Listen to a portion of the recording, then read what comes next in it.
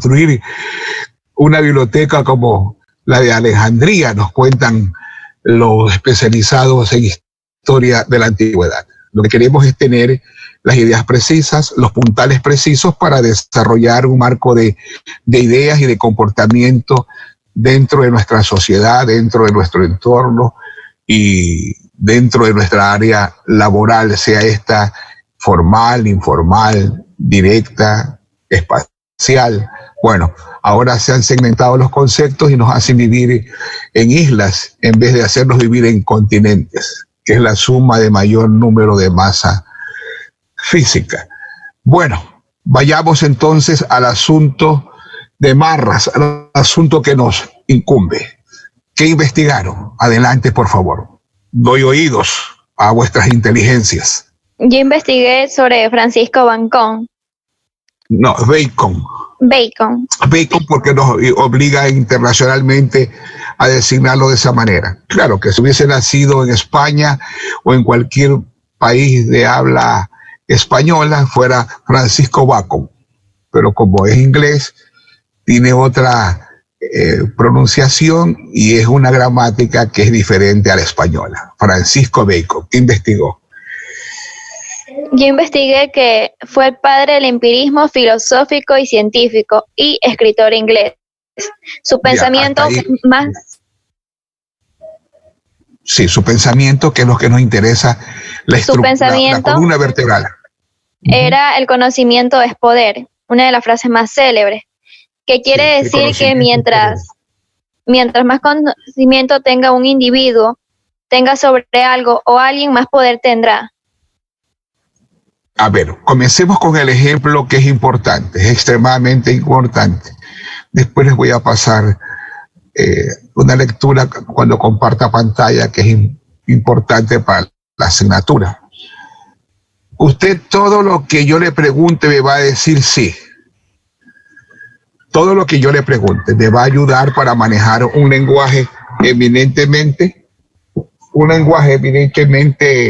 compartido. ¿Usted sabe declarar el impuesto a la renta? ¿Qué debe responderme? ¿Qué debe responderme? Se le dificulta a veces en los vasos comunicantes. Sí, perfecto, muy bien. Sí. ¿Usted sabe inglés? ¿Domina esa lengua? ¿Qué debe responderme? Sí. Sí. Pero no un sí escuario, sino con un sí de firmeza. Sí. Sí. Perfecto. ¿Lee 2 libros semanales? Sí. Sí. ¿Conoce avanzados programas computacionales? Sí. Sí. Sí. ¿Conoce procedimientos constitucionales y su aplicación directa a todas las leyes del Estado? Sí. Sí. ¿Usted sabe cómo se maneja el mercado de valores para comprar acciones, donde usted lo hace cotidianamente para acrecentar su patrimonio? Sí. Sí. Y así sucesivamente. ¿Qué tipo de persona usted resulta ser con todas esas sumas a su favor? Porque hay sumas que restan también, ¿eh? Con esas sumas que se convierten en multiplicaciones. Como amigos que por sus actos nobles y solidarios se terminan convirtiendo en hermanos. En una persona extremadamente idónea para la consecución de múltiples fines. El conocimiento es poder. Hemos construido una breve guía didáctica para explicar el pensamiento del filósofo, escritor inglés brillante y emblemático, Francisco Bacon. El conocimiento es poder. Unos, por esa ausencia que la sociedad le niega, y en muchas ocasiones se niegan a sí mismos la educación, terminan en un Carabanchel, y otros fundando una institución financiera o impulsando una fábrica de automóviles como el señor Ford a inicios del siglo XX.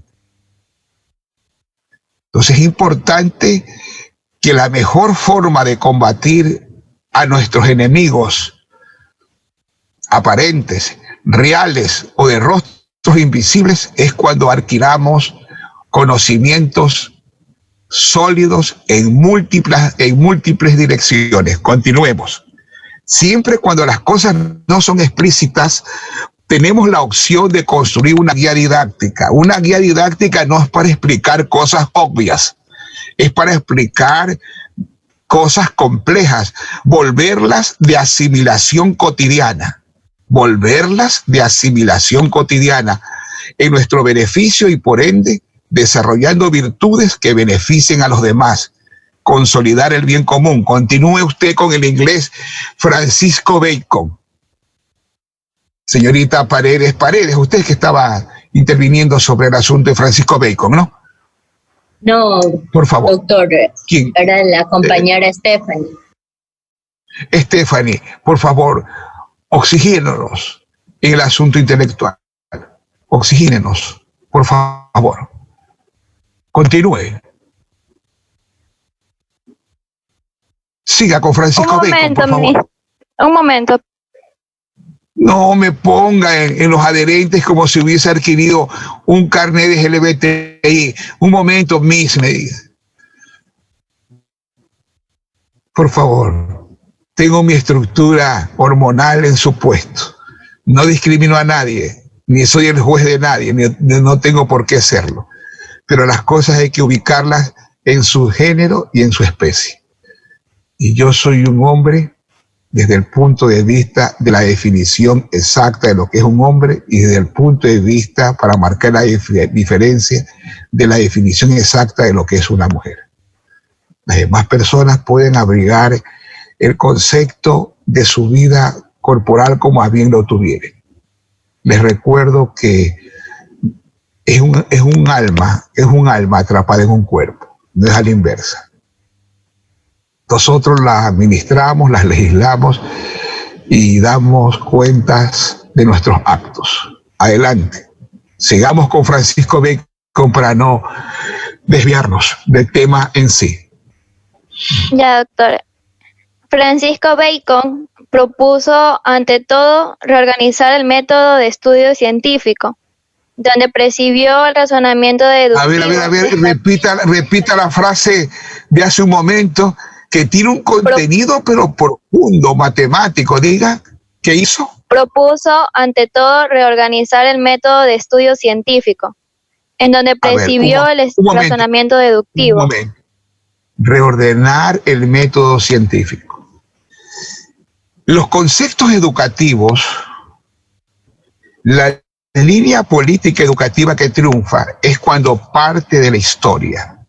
Usted quiere hacer un análisis crítico sobre una ciencia, primero estudia todo el proceso en que ésta se ha dado hasta la actualidad que usted está realizando esos estudios en espacio y tiempo.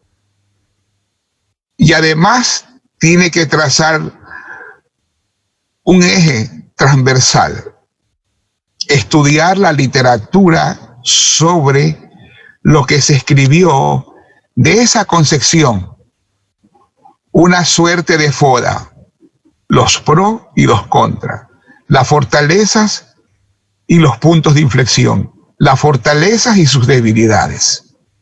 Entonces, es importante que cuando uno hace una investigación, tome en consideración esos dos indicadores para que la nueva tesis, el nuevo paradigma,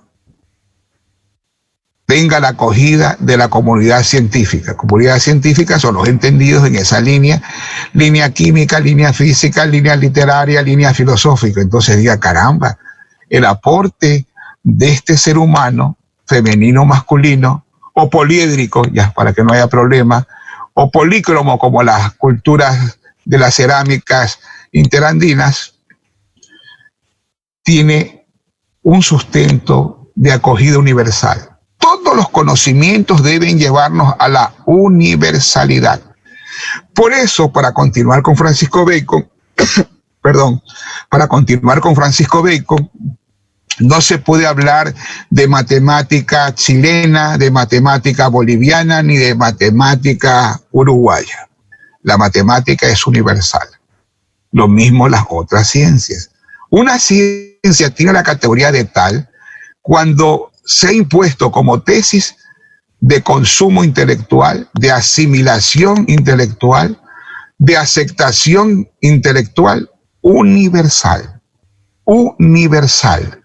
Si yo tomo el álgebra Baldor, que está siendo desechada porque ahora hay nuevas metodologías, hay una epistemología matemática superior, quiere decir que ese libro guardó aceptación universal por muchos años, por muchas décadas, por muchos siglos, hasta que fue negada y superada como trata de hacerlo con la lógica aristotélica o llamado organum, creando una nueva lógica que la llamaron en honor a Aristóteles, que creó los esquemas, los patrones, los arquetipos del razonamiento de la antigüedad y que llegó hasta la edad moderna, hasta que la corrigió con las causas históricas, con las bases metodológicas necesarias, Francisco Bacon.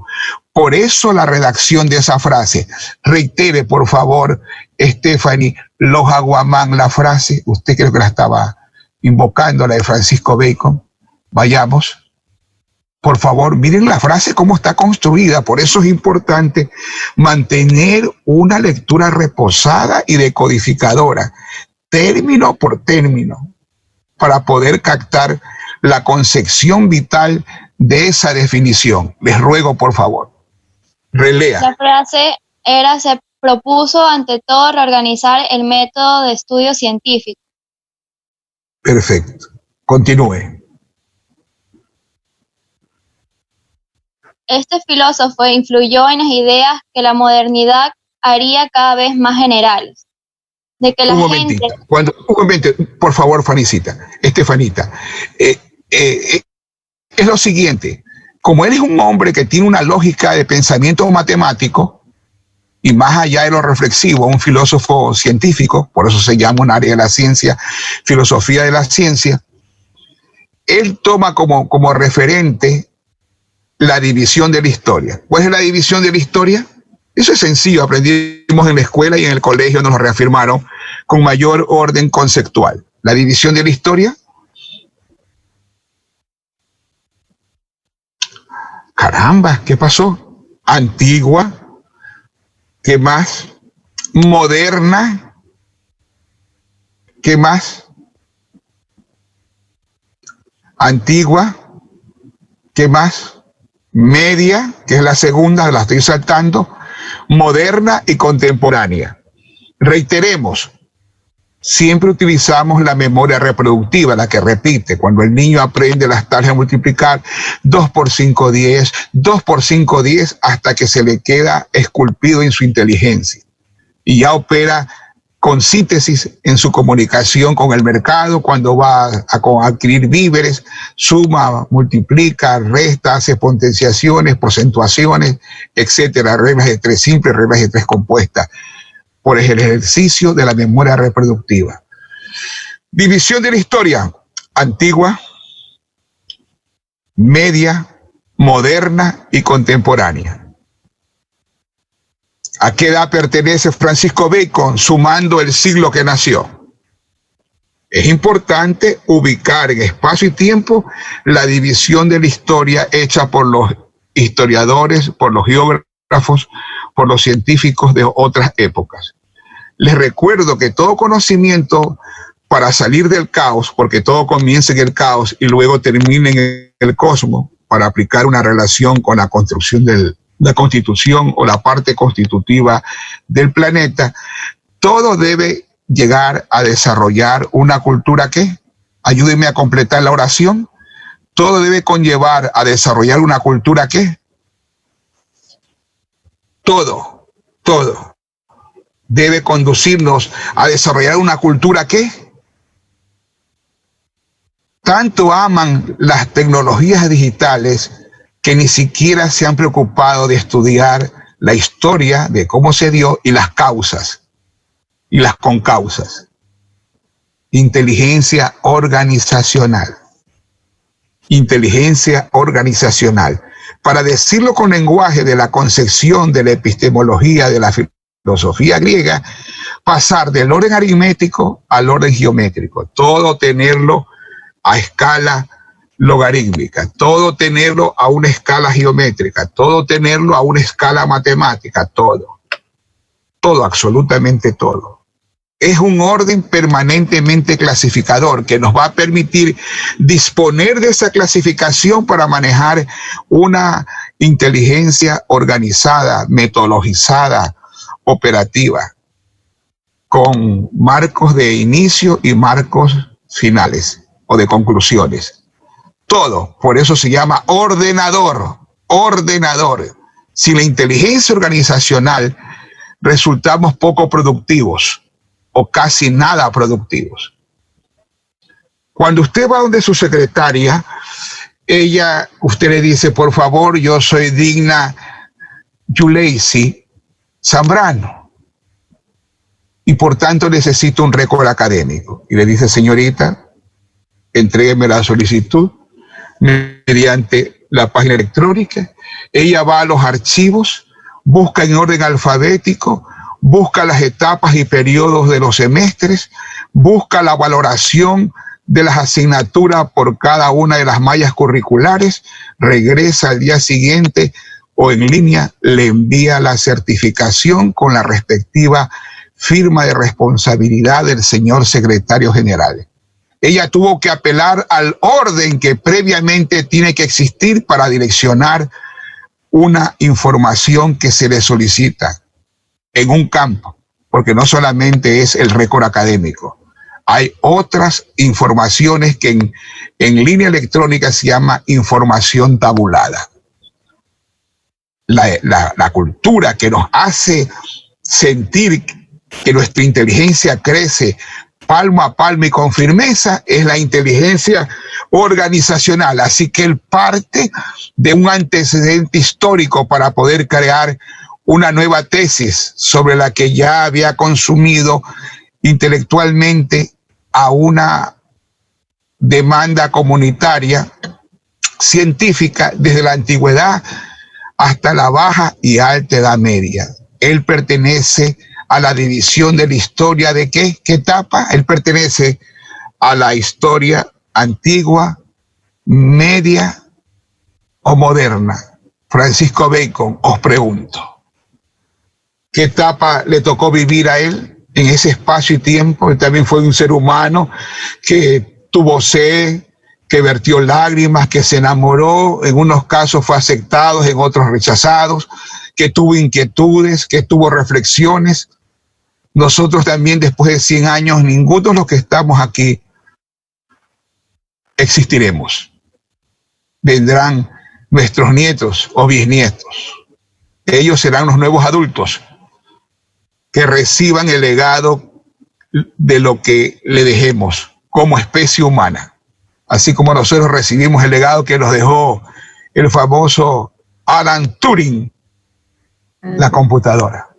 Él ya no existe, pero existen las ideas, porque el pensamiento es inmortal, el verbo es inmortal. ¿A qué división de la historia perteneció Francisco Bacon, mis estudiantes de esta ínclita materia? Perteneció a la edad moderna, porque la edad moderna... Sí, vamos, me gusta. Pilas, como dicen los jóvenes. Porque la edad moderna comprende desde el año 1453. Mire ese orden, como ella lo va describiendo, porque perteneció a partir de, no se dice de, a partir de 1453 hasta 1789. Y él nació en el año 1561. Perfecto. Quiere decir que tenía unas inquietudes profusas, porque qué testigo de sección. Él nació cuando ya se había descubierto y colonizado a lo que se iba a llamar, gracias al cartógrafo Américo Vespucio, América. Imagínese la inteligencia de él, con una admiración radical. ¿Qué es eso que han descubierto los españoles? Es un siglo prodigioso, entre el 15 y el 16, los inventos, las maquinarias, las bases hacia lo que iba a ser la revolución industrial. En esos escenarios, prácticamente de 2 siglos, como el caso de muchos de nosotros, yo tengo un pie en el siglo XX y tengo otro pie en el siglo XXI, así que nací un siglo y moriré en otro, que es el XXI. Y la concepción de la vida es diferente. Ahora todo se adapta a las tecnologías digitales. Entonces yo estoy admirado porque yo viví en la época del libro en su máxima expresión. Personas que se ganaban la vida vendiendo enciclopedias y ahora se ganan la vida en Computrón, vendiendo periféricos y otros insumos de carácter digitales. Es importante esa cosmovisión. A pocos seres humanos les ha tocado de inteligencia poliédrica, de inteligencia holística, haber nacido en un siglo y morir en otro siglo. Eso es una parte como benigna. Se vuelve en una suerte de testigo de sección. Hay una suerte de ubicuidad. Ya saben que la palabra ubicuidad es estar simultáneamente de manera coherente y con los resultados favorables en varias partes o realizando varias acciones a la vez. Entonces, edad moderna, Francisco Bacon, sigan con el filósofo inglés brillante, el que creó el segundo capítulo de la lógica. Aristóteles partía del método deductivo, de lo general a lo particular, y Bacon descubre lo invertido, lo que se puede invertir en la metodología del conocimiento científico, ir de lo particular a lo general, y hasta ahora pervive esa concepción que ha permitido que la humanidad se ilumine en las varias áreas científicas. Vamos, continuemos, por favor. Doctor, disculpe, creo que la clase no la está grabando. A ver, veamos. Admitir a todos aquí. Más. Participar. Solicitar reactivar audio aquí. Admitir todos. Por acá. Más. ¿Y allí se está grabando? No, no. Pregunta. No. Invitar. Vamos a hacer una pausa porque yo la necesito.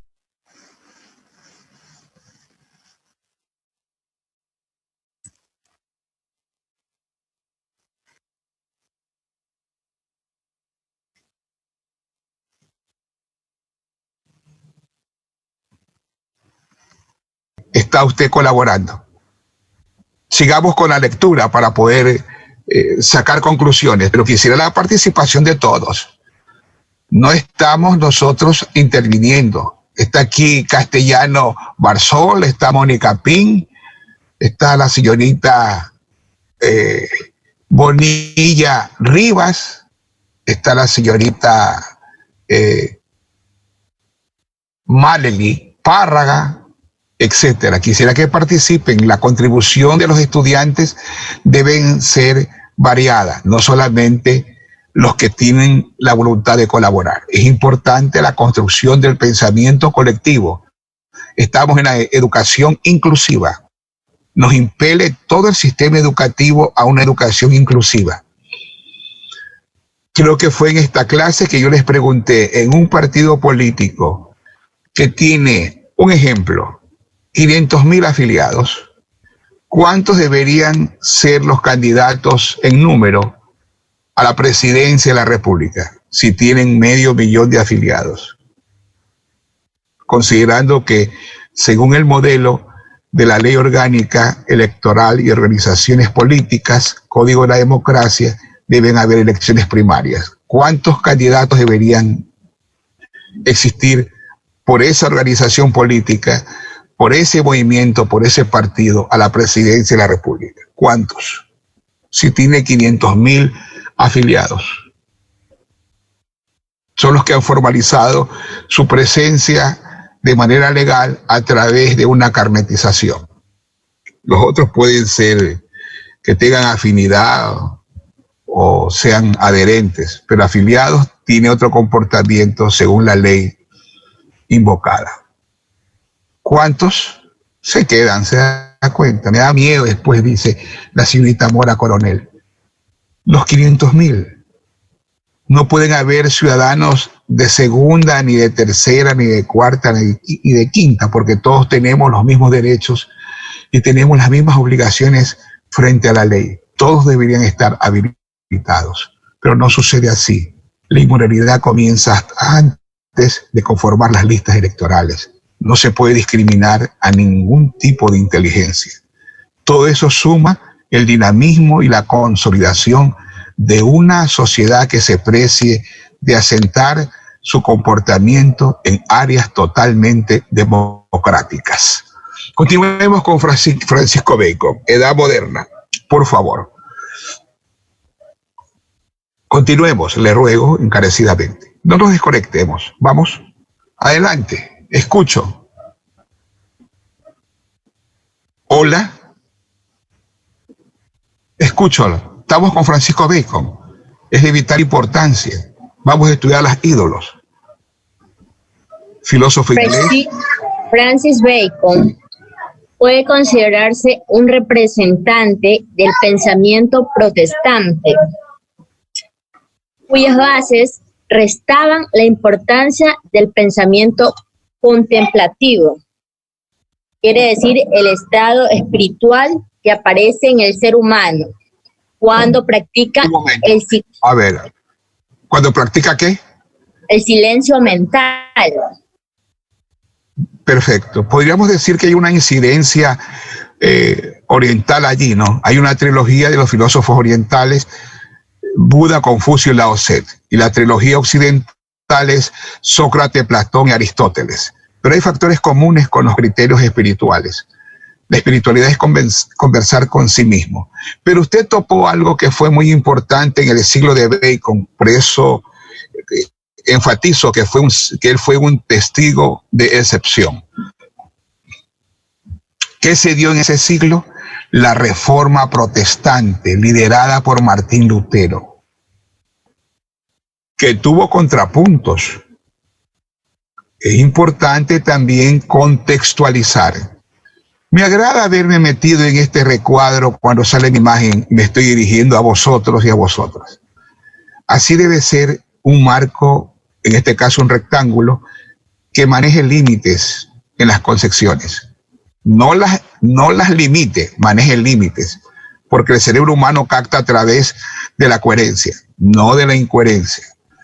Entonces, aquí hay una contextualización que es vital, la Reforma Luterana, en el entorno histórico de Francisco Bacon. Esto quiere decir que se van dando cambios múltiples, no solamente en la línea de investigación para crear un nuevo modelo de lógica llamada nuevo Organon, o que parte, como decía inicialmente, de lo inductivo a lo deductivo, para darle mayor espacio al crecimiento de las descripciones científicas y a los fundamentos de tesis que están subordinadas de principio a fin al espacio y tiempo.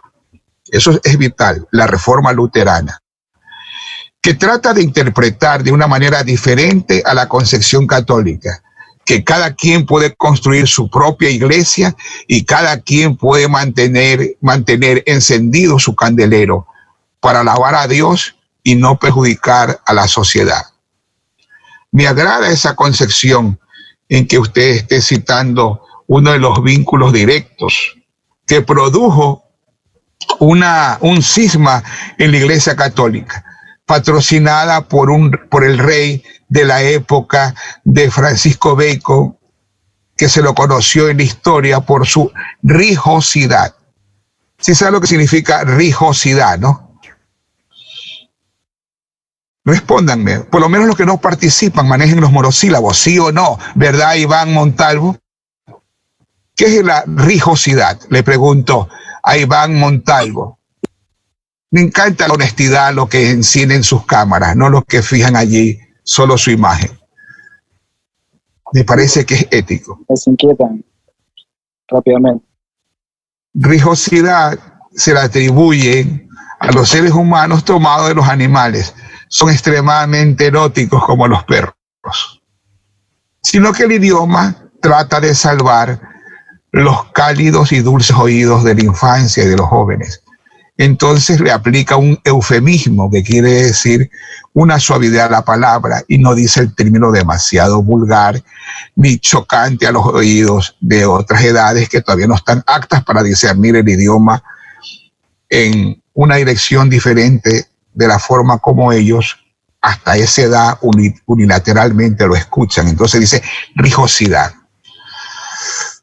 Parece que le faltó a Francisco Bacon saber, esto es un decir, pues no lo van a copiar el pie de la letra la monstruosidad que voy a decir. Le faltó saber lo que iba a hacer Gregorio Mendel. ¿Qué hizo Gregorio Mendel? Mire que nos vamos de Francisco Bacon al contexto histórico de la Reforma Protestante y por ende la concatenamos con el reinado de Enrique VIII. ¿Qué hizo Gregorio Mendel? ¿Estoy en Quibio o no? ¿La especialidad Quibio estoy? Sí. Sí. Gracias. Gregorio Mendel hizo los primeros trabajos en genética. Eso, qué lindo los guisantes, qué lindo. Escuchen lo que voy a decir. Este hombre mandaba al cadalso. ¿Sí saben lo que es el cadalso, no? A la horca. No. A la horca. Es sinónimo a la horca. Se lo conoce como cadalso. Cadalso. C-A-D-A-L-S-O. Cadalso. Enviaba a sus reinas porque no le podían dar un hijo varón. ¿Por qué cité a Gregorio Mendel? Porque es probable, como le faltaban algunos siglos para aparecer a Gregorio Mendel, si no recuerdo mal, me pueden ayudar con la fecha, él perteneció, creo, a fines del siglo XIX, y fue un gran aportante a la genética, y más tarde, con la evolución de la ciencia a través de las ideas y metodologías, llegó a la biogenética, a lo que se denomina actualmente la biogenética. ¿Quiénes definen el sexo? Miren esa digresión que estoy haciendo, porque me interesan los ídolos de Francisco Bacon. Claro. ¿Cómo denominan ustedes con qué letras del alfabeto el sexo femenino y masculino? 2X, ¿qué es? XX femenino y XY masculino. XY masculino. Miren lo que se me ocurre a mí. Me van a disculpar por esta monstruosidad. Deduzco yo que como habían sido todas condenadas al cadalso, incluyendo Ana Bolena, deduzco que visitó a la reina una mujer sabia. La universidad, la escuela, el colegio, el posgrado da conocimientos. La sabiduría nace en el paquete genético. Enhorabuena que sea usted sabio y que la educación se le entrega hasta quinto nivel, pues entonces usted va a ser un futuro premio Nobel o una premio Nobel de química, física, medicina, literatura, etc. Entonces una mujer sabia le debe haber dicho a ella, en esa época que era difícil conseguir una audiencia con los dueños del poder, desde la estructura sociopolítica de la época, le debe haber dicho: mi reina, no quiero ofenderte, mi rey se angustia porque no tiene el heredero. Mira las concesiones antropológicas, nosotros hemos tenido taras mentales. Un hombre inteligente, una mujer inteligente es cuando escapa a su espacio y tiempo, cuando rebasa el rectángulo en el cual ustedes me están observando a través de la telemática. Le dice: mi reina, yo me temo que tú también seas condenada al cadalso por mi rey. Te sugiero algo, si me lo permites, si tus oídos son tolerantes con lo que voy a decir. A ver, te escucho, pero esta es una hipótesis mía, no una monstruosidad. Te escucho, mi súbdita.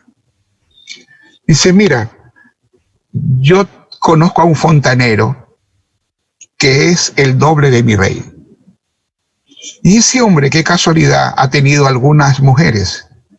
Y todas las mujeres que él ha tenido, ellas han concebido solo hijos varones. ¿Qué me estás insinuando? Es tu vida, mi reina. ¿Por qué con discreción no lo visitas? Quedas fecundada por él y el rey tendrá un hijo varón sin que nadie lo sepa. ¿Se puede ver dado ese fenómeno? Claro. Siglos después descubrimos con una teoría científica que pasó las pruebas de la historia científica, conocido como las leyes o las herencias genéticas. Eso no es así.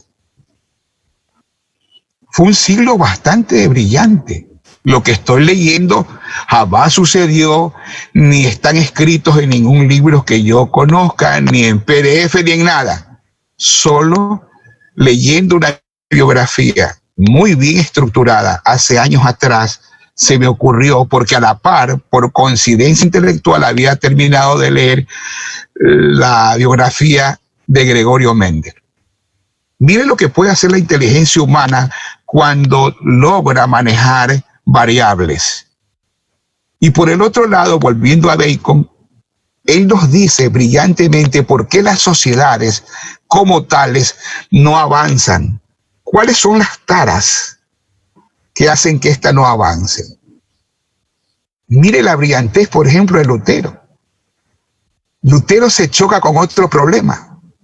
Cuando difunde su teoría, que es brillante, porque las teorías tienen que ir interrelacionadas con la contextualización para que sean tales. No pueden ser unidimensionales ni unilaterales.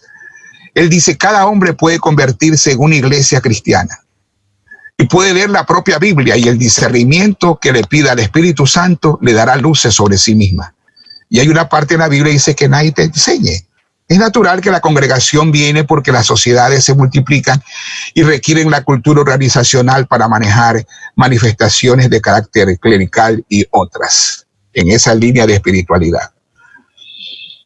Entonces él se choca con un problema. Si estamos hablando del siglo XVI, ¿qué pasaba con la educación en Europa? Solo se deduce por asociación simple. Vamos, ¿qué pasaba en el siglo XVI? Abramos los ojos de imaginación y transportémonos en espacio y tiempo al siglo XVI. Hagámoslo como la película Jesucristo Superstar, que en plena época romana sale un hombre de piel morena con un radio en el hombro y bailando pop rock. Metámonos con nuestra indumentaria, con nuestro idioma español y con nuestra edad en aquella época. ¿Qué pasaba con la educación? Que solo podían estudiar los hombres en el siglo XVI, ¿o me equivoco? Sí, esa es una. Y otra, necesito, gracias por la aportación, fue vital. ¿Y qué otra cosa? ¿Qué otro punto de inflexión? Era ¿Qué nos dice el artículo 347 que debemos lograr de la Constitución? El alfabetismo, superar el alfabetismo puro, el alfabetismo funcional y el alfabetismo digital, con el cual yo estoy luchando. Solo las personas pudientes podían tener educación, los que tenían recursos. Vamos a las tablas estadísticas. ¿Qué porcentaje de analfabetismo había en el siglo XVI? Hagamos un cálculo, una media aritmética o una media ponderada, dependiendo el uso matemático que hagamos a través de nuestro arco abstractivo, de los conocimientos que tenemos depositados en nuestra memoria a largo plazo. El 10%, el 15%, el 20%. Ya Gutenberg había contribuido con la invención de la imprenta con caracteres móviles. ¿Y cuál fue el primer libro que se imprimió? ¿Cuál fue el primero? El que bautizó, dio inicio, el que puso la primera piedra para construir todo un edificio intelectual en la Europa del siglo XVI. La Biblia, señoritas y señores, la Biblia. Entonces la teoría, ¿con qué chocaba la teoría de Martín Lutero? Que primero había que alfabetizar. Se crearon las primeras escuelas de pedagogía social. ¿Cómo vas a leer la Biblia si no sabes, no has sido formado para la lectoescritura? Y allí vinieron a crear las escuelas masivamente sociales con una pedagogía directa. Y como los seres humanos nos inclinamos a la desobediencia, la gente dijo, bueno, ¿y por qué ahora que sé leer y escribir puedo leer la Biblia? y comenzaron a leer otros libros que estaban depositados en las abadías, que solo era de uso exclusivo para el clero. El clero ha sido una especie de monstruo de 7 cabezas. Ha asimilado todas las épocas y hasta ahora tiene un espacio en las decisiones políticas de los estados. Pertenece a una parte de la cadena que se denominan los poderes fácticos, pero no me quiero expansionar o si no caigo en lo antididáctico y en lo anti-incomprensible. Mírenlo el siglo de Francisco Bacon que le tocó vivir, fue fenomenal. Y es probable, desde mi hipótesis, que el heredero varón, Estuardo, haya provenido de una ley que siglos más tarde iba a ser denominada como leyes genéticas. ¿No se han percatado que hay personas que se nos parecen? Usted la ve a Laurita Rodríguez y pasa a la señorita Paredes y dice en silencio ella, sin que la señorita Laura Rodríguez, es una hipótesis, no la abierta, mira cómo se parece, y la mamá confirma, niña, mira cómo se parece Laurita, la vecina que vive a una cuadra contigo. Tiene tu mismo tipo de nariz, tu misma forma de labios, yo diría hasta tu sonrisa simétrica. Entonces, eso que está allí, que solo es una hipótesis empírica, un poco sobredimensionada, puede tener una validez desde el punto de vista de la recreatividad de nuestra imaginación. Por eso es importante educarnos, para que las variables nos enriquezcan día por día. Sigamos con Francisco Bacon. Quiero la parte de los ídolos. Vamos.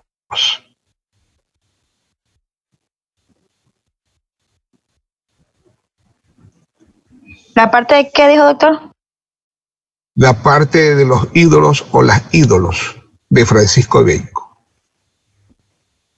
Esa es la parte esencial que él permite que con ese descubrimiento y con la aplicación de un nuevo modelo para la metodología científica basado en la parte inductiva que va de lo particular a lo general, hayamos podido producir hasta ahora una ciencia de alta gama. Vamos, es allí donde está el problema de su desarrollo. Él lo evaluó con una actitud esencialmente didáctica. Francisco Bacon, siglo XVI. El fecundo y glorioso siglo XVI, sí. ¿Qué nos dice? El conocimiento es poder, adelante. Sí. Librarse de los prejuicios que obstaculizan las nuevas ideas. Los prejuicios son los ídolos que Bacon clasificó de la siguiente manera. Ídolos de la tribu. Un momentito. Antes que usted vaya a la parte plena. Él buscó un sinónimo. Cuando usted quiere marcar la diferencia entre un paradigma y un paradigma, tiene que buscar qué cosa. ¿Qué lo hace original? Si yo le digo a usted píxeles, ¿me está captando o no? Y si le digo cursor, ¿me capto o no? ¿Dónde entra todo eso en una ciencia? En el glosario. Si usted quiere cambiar la metodología, los paradigmas de alguna área, tiene que crear primero el glosario. Si yo le digo a un joven de mi época, mastica chicle y no hagas bomba, habla y te salvas, ¿me va a entender? Claro, es un argot popular de la esquina de cualquier área barrial de Guayaquil. El glosario es vital, porque si yo le digo a usted, por favor, calcúleme el 20% de $2.780. Usted tiene que entender lo que yo le estoy hablando. Y tiene que saber que en el glosario de la aritmética básica existe la porcentuación. Y tiene que saber a renglón seguido cómo funciona el cálculo en base a lo que estoy solicitando. Eso es primordial. Entonces él inventó su propio glosario. No son los prejuicios simples, sino que le dio todo un trazo metodológico. Y ahí va el aporte de la señorita Paredes. Prestemos mucha atención, por favor. Quiero que todos se hagan visibles. Solo veo sus fotos. Adelante. No los conozco. en su vitalidad, en su gesticulación. Vamos, por favor. Le escucho. Ya, ídolos de la tribu. Uno, espérese un momento, tomen apuntes. Mi madre decía, si no dan, no quiten.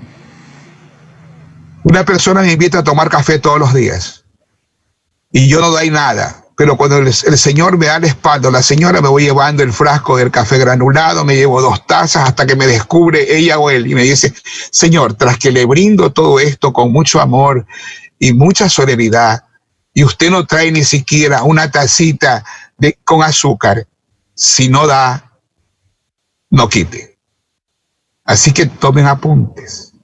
No están participando, no reactivan la memoria electrónica de sus dispositivos. Es importante que participemos, tomen apuntes. Vamos a lo primero. Son 4, vamos. Adelante, señorita. Paredes y Paredes. Ídolos de la tribu, que son aquellos... Primero ha dicho ellos, ídolos de la tribu, siga. Que son aquellos perjuicios comunes al género humano. No. Prejuicios. Sí, perdón, prejuicios comunes al género. ¿Qué error cometió allí? De parónimos. Se da cuenta de las variables, rápido dispara, parónimos. Confundió. ¿Qué son los parónimos? Continúe, señorita Paredes. ¿Se da cuenta? Estudiamos aquí analizando palmo a palmo para volvernos, ¿qué? Peritos en síntesis. Ya en la vida práctica, cuando operamos en el área laboral, cuando operamos en el área científica, cuando operamos para tomar decisiones, usted tiene que manejar absolutamente, de manera sacra y solemne, la síntesis, el poder de la síntesis. Allí no podemos hacer disquisiciones ni ejercicios intelectuales interminables ni filosofías kantianas. Vamos a lo concreto, el manejo de la síntesis. Adelante. Prejuicios. Pero un momento, espérese, deje ser impertinente como siempre. ¿Qué es un prejuicio? Le pregunto a todos los que están conectados con la salvedad de la señorita Paredes y Paredes, que nos está haciendo de relatora. ¿Qué es un prejuicio? Descompongan el prefijo. Es criticar. Es una opinión negativa. Una opinión negativa. Vamos a lo simple. Un juicio anticipado. Para hacer un juicio, usted tiene que enriquecerlo con elementos lógicos y fundamentales. Allí es un juicio. Por eso es que en el derecho se llama el debido proceso. Comienzan con los autos, comienzo con una audiencia de formulación de cargos.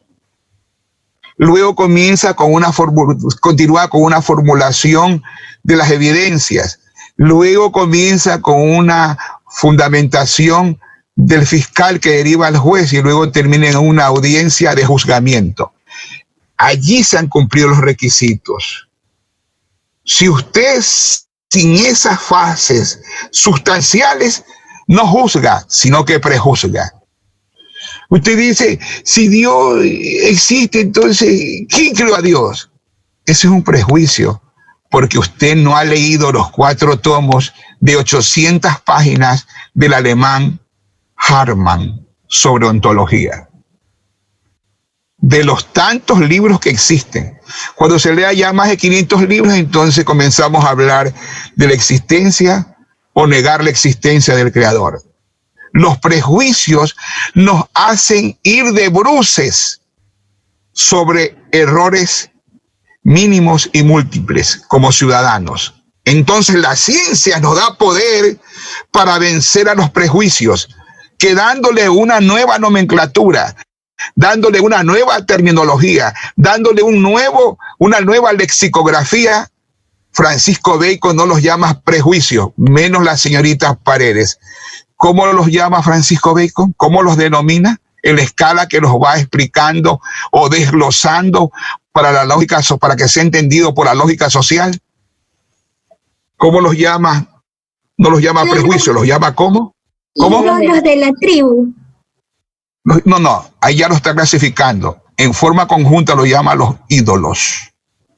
Los ídolos, que quieren decir los prejuicios, los llama así para darle un concepto más depurado a cada uno de ellos. Comencemos con el primero, continuemos en la forma que está contribuyendo con una muy excesiva tolerancia la señorita Paredes y Paredes.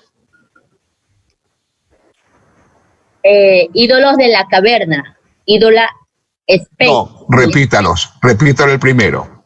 Ya. Ídolos de la tribu. ¿Qué nos dice él sobre eso? Aquellos prejuicios comunes al género humano. Muy bien. Continúe.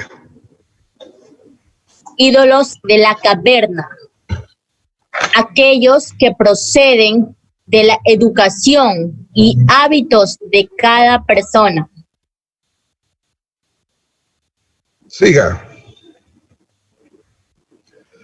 Ídolos del foro o de la plaza pública. Aquellos nacidos del uso del lenguaje. Continúe el último. Del teatro. Ídolos del teatro. Aquellos nacidos de la falsa filosofía, que no es otra cosa que una fábula puesta en escena. Muy bien. Voy a simplificarlos de la siguiente manera. Creo que aquí los voy a simplificar de la siguiente manera. Vamos por el primero. Vamos por los ídolos de la tribu. Hubo un filósofo que aportó con la explicación muy directa y que le sirvió como referente para tener un concepto mejor depurado a Francisco Bacon, que fue el mito de la gruta o de la caverna de Platón. Busquen el mito de la gruta o de la caverna de Platón en sus dispositivos electrónicos y nos va a ser de gran ayuda, de gran ayuda. Este mito, hasta que ustedes logran develarlo, significa lo siguiente. Cuenta la pluma organizacional de Platón en sus obras, en sus diálogos, de que coincidencialmente hay 4 hombres atrapados en una gruta durante muchos años y solo reciben el reflejo del sol que les hace proyectar a su vez el reflejo de sus sombras humanas o de sus siluetas humanas.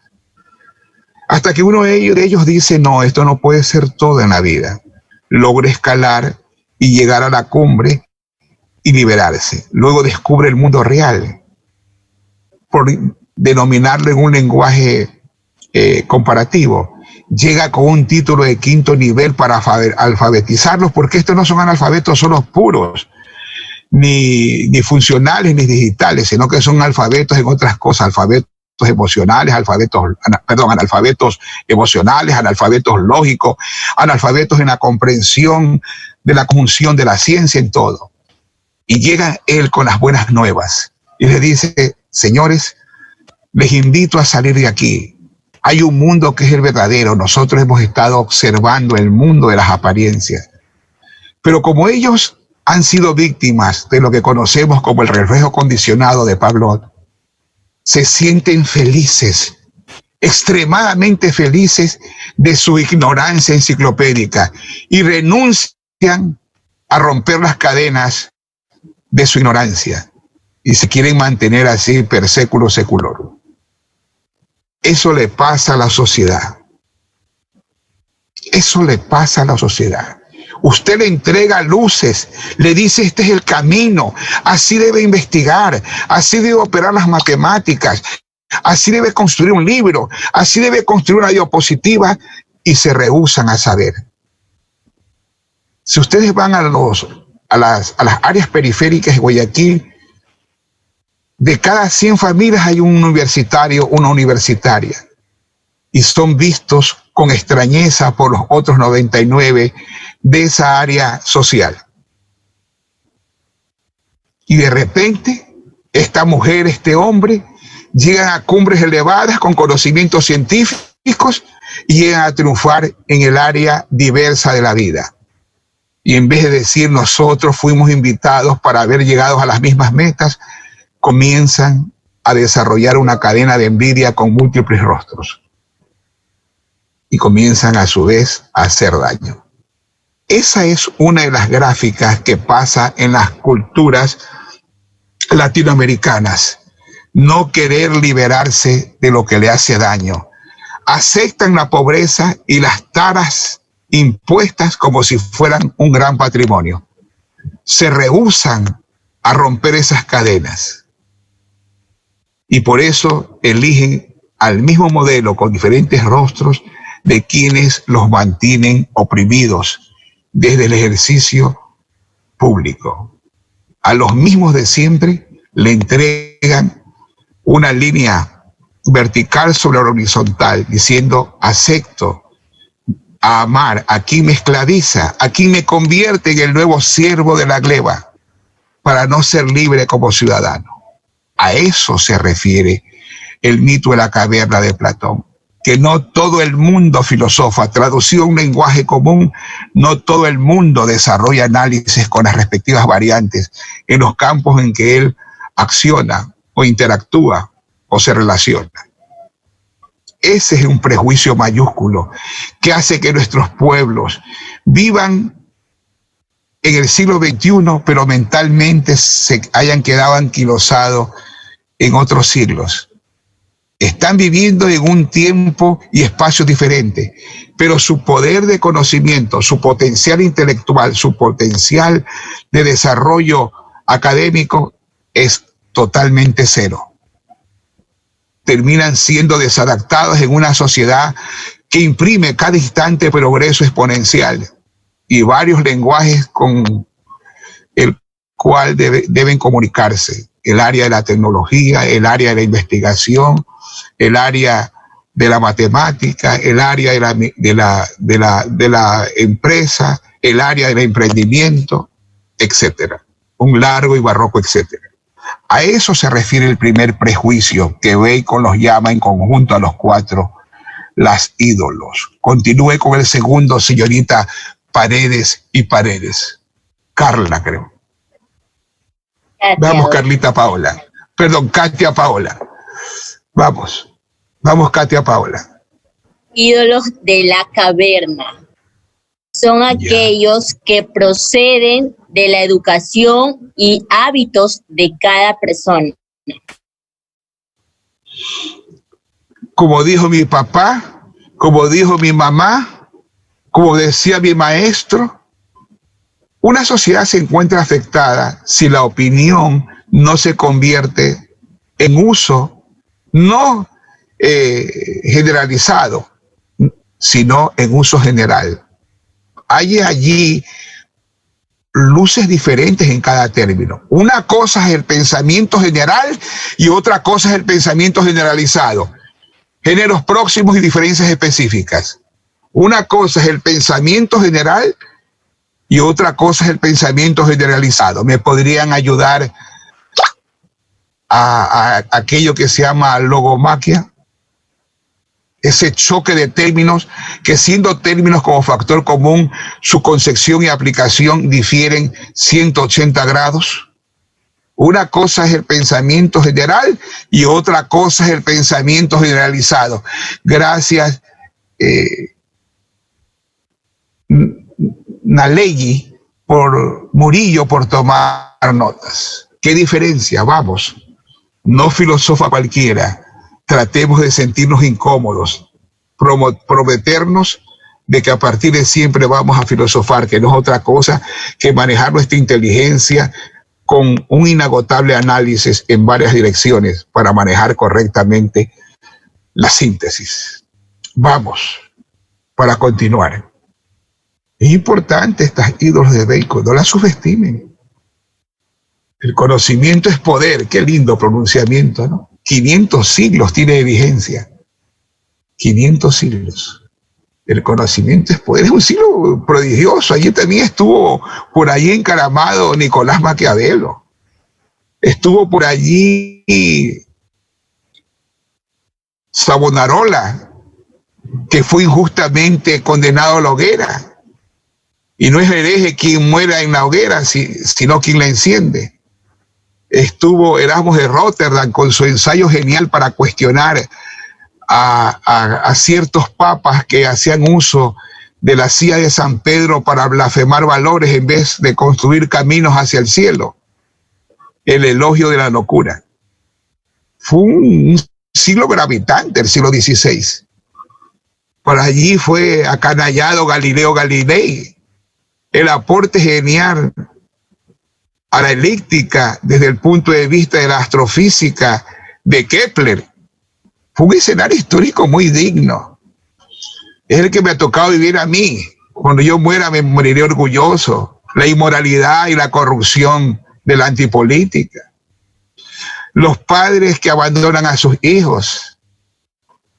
Las personas que habiendo 2 sexos quieren inventar 5 más.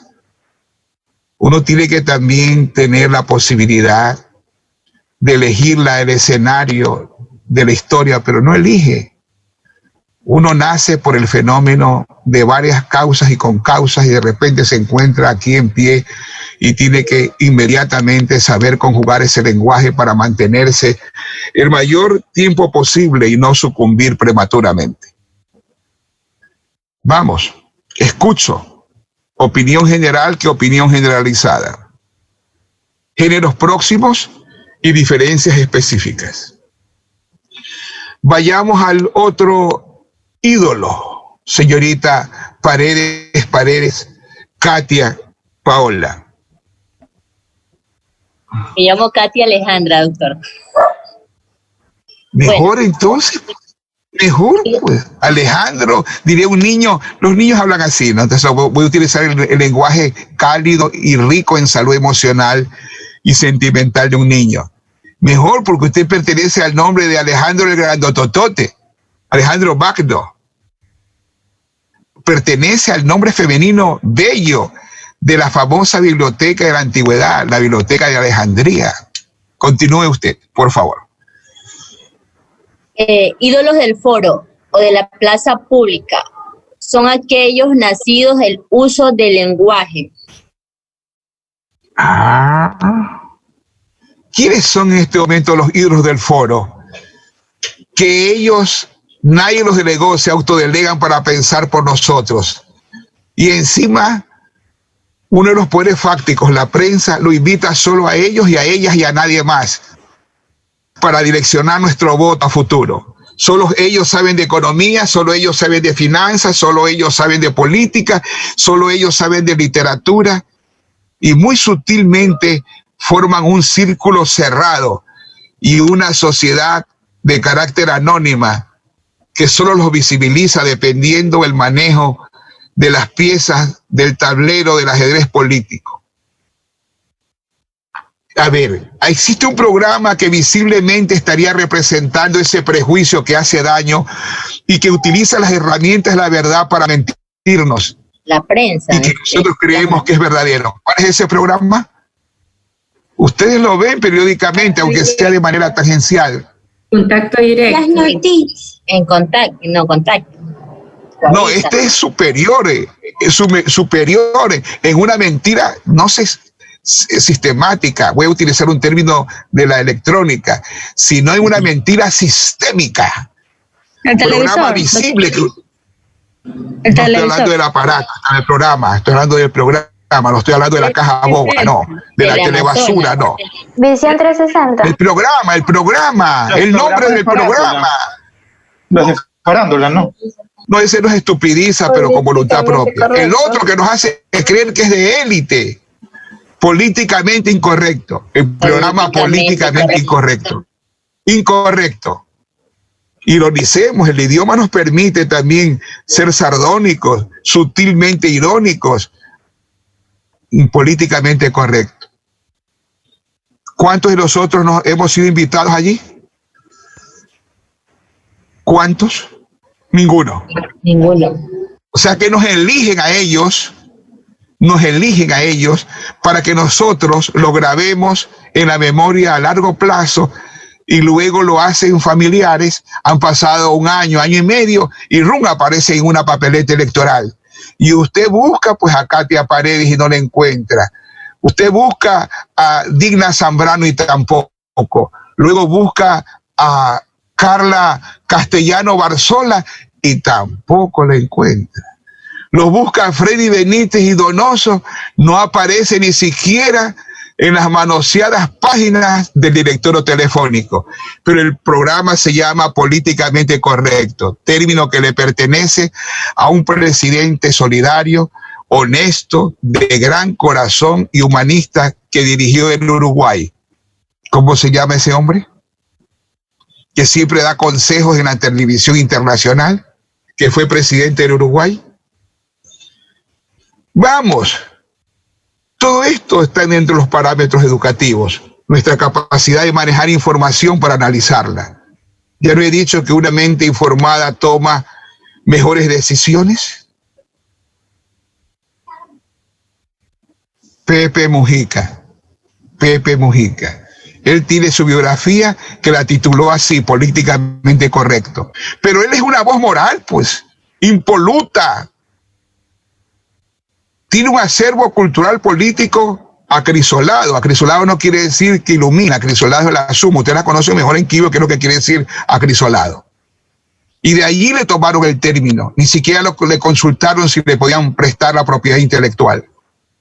Bellísimo. Políticamente correcto. Pero en la práctica, en el hecho en sí, por prevaricar políticamente, es un programa que debe ser titulado ¿cómo? Ya lo dije, ¿cómo debería ser el título real del programa? Políticamente incorrecto. Gracias.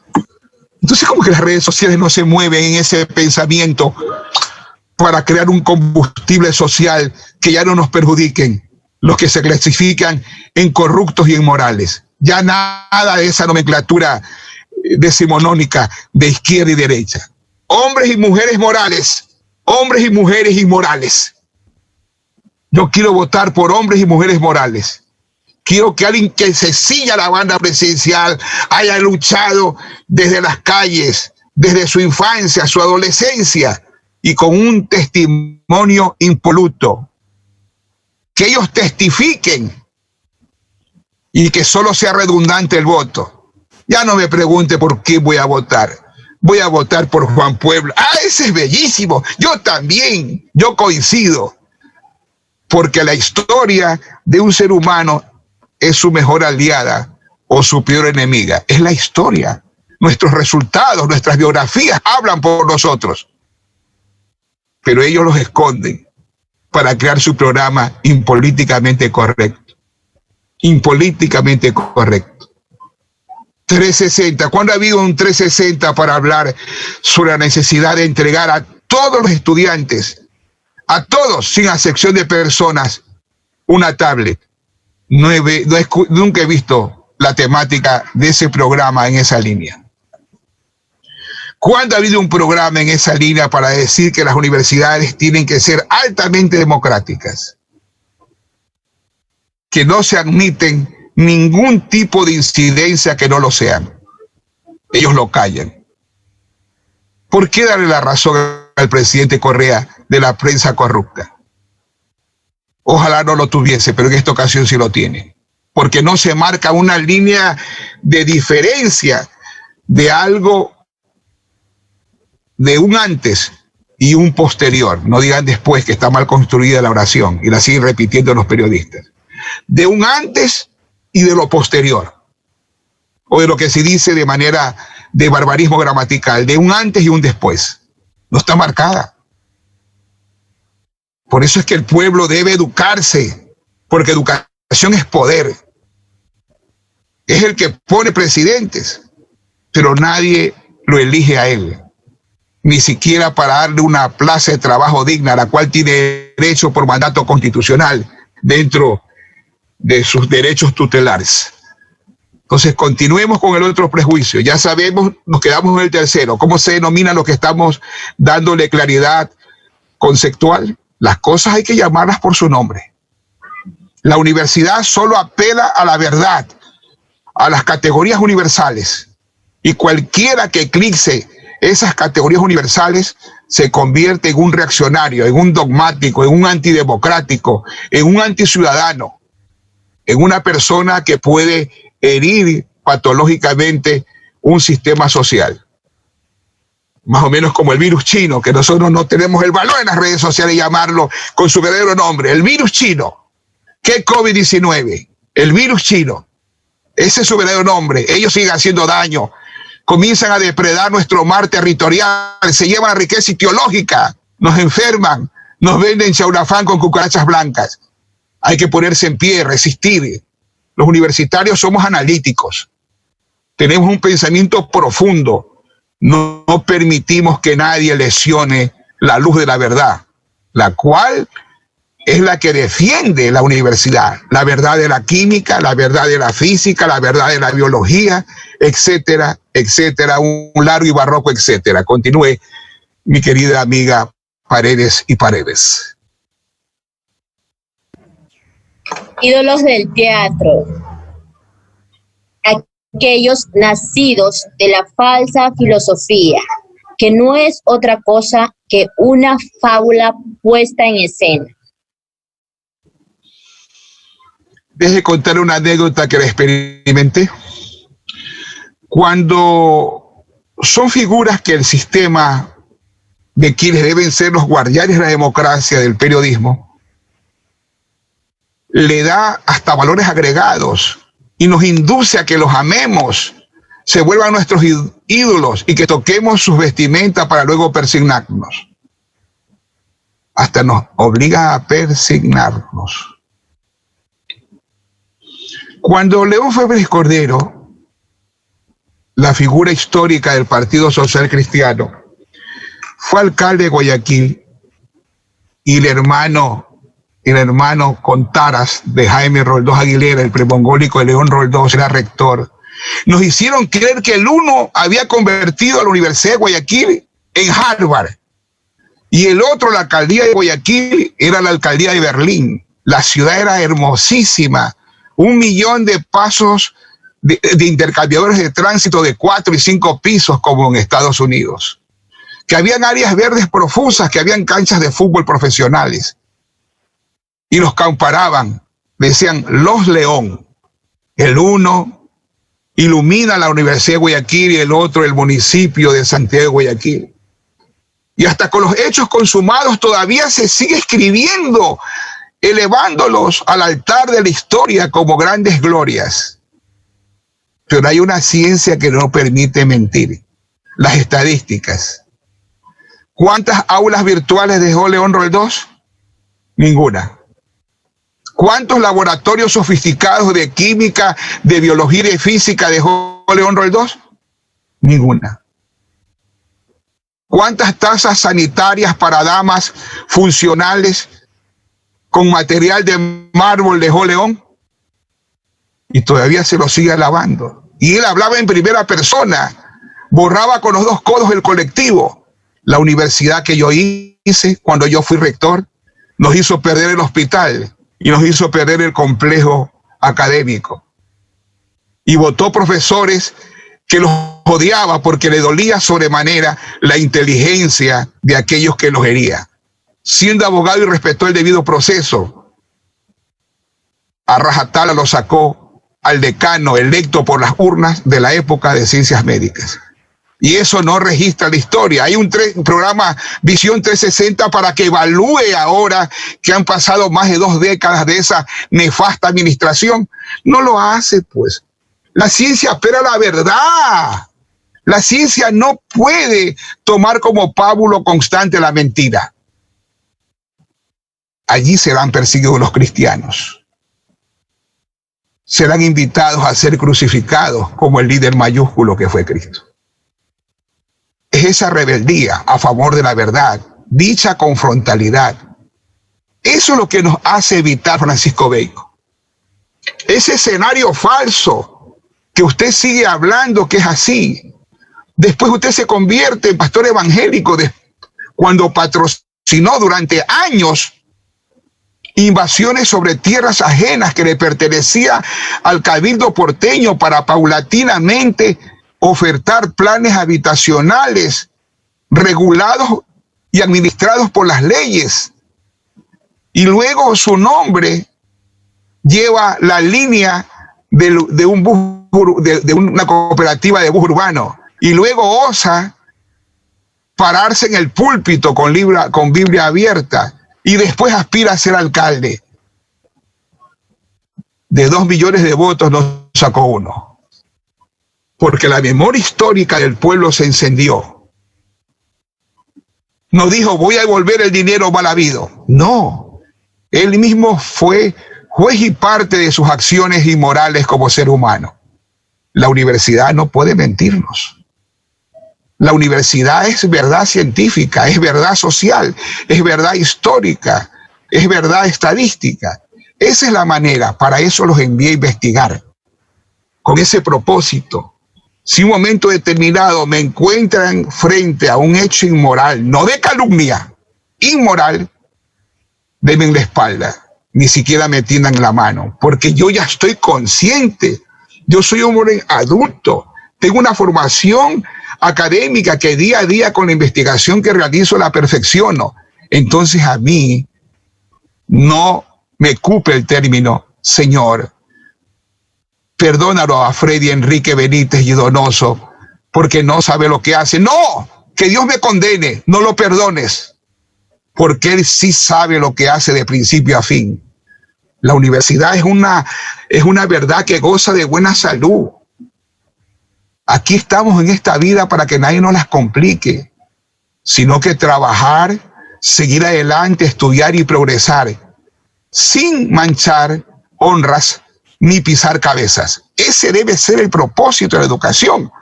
Educación es liberar. Por eso lo estamos invitando, o estamos haciendo una cita con la historia, con el filósofo inglés Francisco Bacon, perteneciente a la Edad Moderna y específicamente al siglo XVI. Continúe, señorita Paredes y Paredes. La teoría de los prejuicios constituye la parte crítica y destructiva del tratado.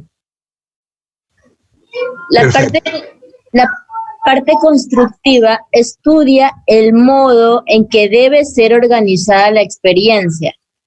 Un momentito. Otra vez la cita con el término organizada, de donde se deriva inteligencia organizacional. En el siglo XXI hay dos cosas que construyen la ecuación para el progreso constante, no solo de un país, sino de la especie humana. ¿Qué es qué cosa? Organización, cultura organizacional y el desarrollo de una impoluta cultura moral. Esa es la ecuación perfecta. Es una mujer que organiza sus pasos y sus actos y además los asienta en una moral impecable. Es lo que demanda el siglo XXI. Sin eso terminaremos extinguiéndonos como especie. Nada de que vive esa criolla, que es político. No, él no es político. El que hace daño y administra la función pública no es político. Que es, según la etiqueta de la cátedra, antipolítico, antidemocrático, anticiudadano, antisocial. Continúe, por favor. Esa es la ecuación. Moral y organización. Moral y organización. Es un discurso sobre el método científico. La viga sobre el método científico. La viga maestra de este método es la inducción. ¿La qué dijo? La viga. ¿La qué? Sí. Viga. La viga. Sí, escucha, la viga maestra para este método es la inducción. para organizar Siga. e interpretar los datos Otra de la vez organizar, experiencia. siga. Y para hacer experimentos, organizar. Bacon propuso su teoría de las 3 tablas o 3 registros. Vamos. En la primera tabla, él muestra la tabla de presencia, que se señalarán los casos en los que se da este fenómeno o naturaleza. Ejemplo, los rayos del sol producen calor. Sí, o calientan los metales. Vamos. Mire cómo va organizando su pensamiento para reforzar su teoría. En la segunda tabla es la tabla de ausencia. Se señalarán los casos en los que no se da ese fenómeno o naturaleza. Por ejemplo, los rayos de la luna no producen calor. En la tercera tabla, tabla de grados, se señalarán los casos en los cuales la naturaleza observada aparece en distintos grados de intensidad. Si se van percatando, perdón un momento, la conjugación que él va haciendo en las tablas que le sirven como indicador para todo el proceso experimental, conjuga números y palabras. La tabla ya es un orden geométrico y la ubicación por escala es un orden matemático. No es que ellos ponen los términos porque lo imaginan. Lastimosamente, por eso es que hay más literatura que filósofos de la ciencia en el país. En ningún momento he visto que se da premios para los filósofos de la ciencia. Se dan premios para los literatos, pero no para filósofos de la ciencia, que son los epistemólogos, que son los que construyen literatura para la investigación. Solo se da un premio a la literatura. Inclusive el muy ilustre municipio de Guayaquil da un premio para los literatos y otro para la pintura. Expresiones artísticas que son parte del espectro humano en sociedad, pero no deben ser los únicos. Lo principal, lo que transforma al mundo, lo que lo vuelve científico, ¿sí saben qué es? Lo único que nos libera de todo. Y eso es un universo donde ocupen las demás ciencias, las matemáticas. Déjeme autocriticarme sin redimirme. Me voy a autocriticar sin redimirme. ¿Qué es más útil? ¿Un abogado o un ingeniero constructor? Los abogados terminan siendo los sofistas del presente siglo y los siglos anteriores. Son aquellos que cobran por defendernos y a veces solo cobran y no nos devuelven el dinero. Deshonran la profesión. Es más útil un ingeniero. Los matemáticos, todos los de las ciencias allí, los químicos, los físicos y los matemáticos han transformado el mundo.